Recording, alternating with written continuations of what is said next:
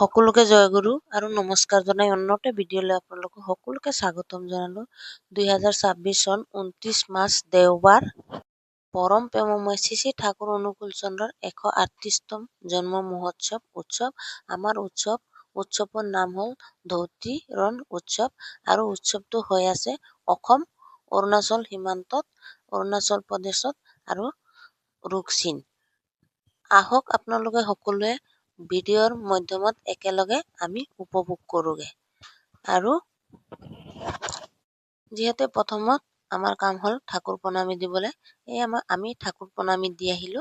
আৰু যিহেতু ইমান দীঘলীয়া লাইন আৰু যিহেতু দাদা মা সকলোৱে বাহিৰৰ পৰা আহিছে, দীঘলীয়া লাইনটো হ'বই। আৰু এনে যিহেতু আমি প্ৰণামী দিয়ে আহাৰ পথতে তেতিয়া ৰাস্তাত এজন মা লগ হ'ল। মায়ে কৈ আছে ইমান দীঘলীয়া কিবা লাইন পাতিছে নেকি প্ৰণামী দিবলৈ। আমি বুলি ক'লো ইমান দীঘলীয়া লাইন পাতিছে প্ৰণামী দিবলৈ।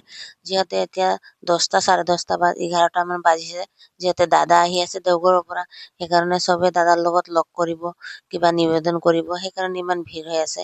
আৰু সেইকাৰণে সোনকালে প্ৰণামী দি কিনি নিজৰ প্ৰণামী দি কিনি সোনকালে তেতিয়া য'ত যাব পাৰিব। প্ৰণামীটো আগত দি ল'লে এনেও ভাল লাগে। আৰু প্ৰথমতে গৈ কিনি ঠাকুৰক সেৱা কৰি প্ৰণামী দিলে নিজৰ মনটোও ভাল লাগে। সেইকাৰণে প্ৰথমতে সকলোৱে প্ৰণামী দি লয়, তাৰপিছত যি কৰে কৰিব। আৰু তাৰপিছত আমি প্ৰণামী দি আহিলো। মাক এনেকে ক'লো আপুনি প্ৰণামী দিলে লাইন পাতিব লাগিব, নহ'লে পিছতকে দিব। আৰু আমি যিহেতু দি আহিলো সেইকাৰণে আমাৰ আৰু টেনচন ফ্ৰী। আমি এইপিনে ফুৰি আছো আৰু ধুনীয়াকে ক'ত কি আছে চাই ল'ম ধুনীয়াকে।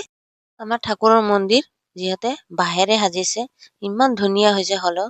আৰু ওপৰত খেৰ লগাই দিছে আৰু তলত বাঁহেৰে ধুনীয়াকে সজাইছে। হ'লেও চাবলৈ যে ইমান ধুনীয়া হৈছে। আৰু চালে এবাৰ চালে আৰু এবাৰ চাম লাগে। চাইছেনে ইমান ধুনীয়া। আৰু যিহেতু আমি চব ফুৰি আহিলো আৰু 1টামান বাজিলে আমি আহি গলো প্ৰসাদ খাবলৈ। আৰু প্ৰসাদ খাবলৈ চাইছেনে ইমান দীঘলীয়া লাইন। যিহেতু 12টা 1টা বাজিলে, এতিয়া চবৰে ভোক লাগিছে, প্ৰসাদটো ল'বই। আৰু ইয়াৰ প্ৰসাদ খাবলৈ আহিলো আৰু ইমান দীঘলীয়া লাইন পাতিলো। 4টা না 6টামান গেট আছে এনেকা প্ৰসাদ ল'বলৈ।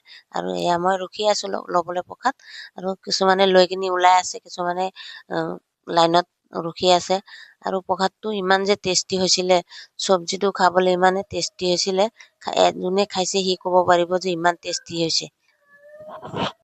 এয়া কিছুমানে লৈ আহি আছে আৰু আমি লাইনতে ৰখি আছো। আৰু প্ৰসাদটো খাই কিনি ইমানে ভাল লাগিছিলে, ইমানে টেষ্টি হৈছে চব্জিটো। আৰু প্ৰসাদৰ ভিডিঅ'টো চালে আৰু এবাৰ খাম এনেকা মনত ফিলিং আহি থাকে। আৰু যিহেতু নিজকে মই বহুত ভাগ্যৱান বুলি ভাবো, যিহেতু আমাৰ ওচৰত ইমান ডাঙৰ উৎসৱ হৈছে। আমি উৎসৱ উপভোগ কৰিব পাইছো। অৰুণাচল অসম সীমান্তত উৎসৱ হৈছে। আৰু আমি যোনে আহিছে চবে ভাগ্যৱান বুলি মই নিজকে ভাবো।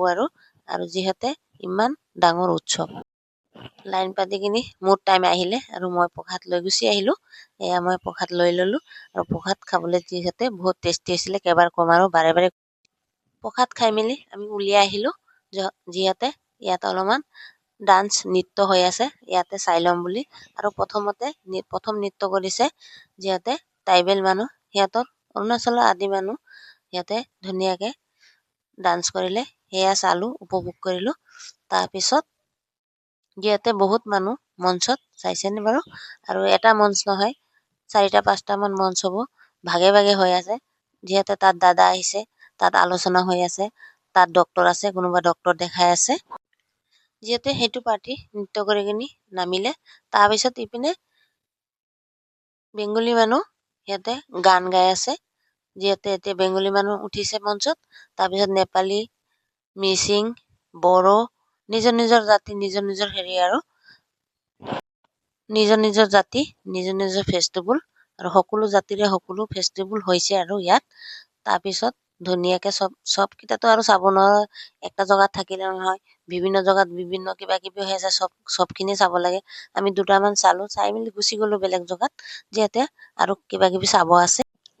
যিহেতু এতিয়া গুচি গলো আমি মেলাত। এয়া মেলা ফুৰি আছো। মেলাত যিহেতু বিভিন্ন খেলনা, কিবা কচমেটিক, কিবা এই ফুলৰ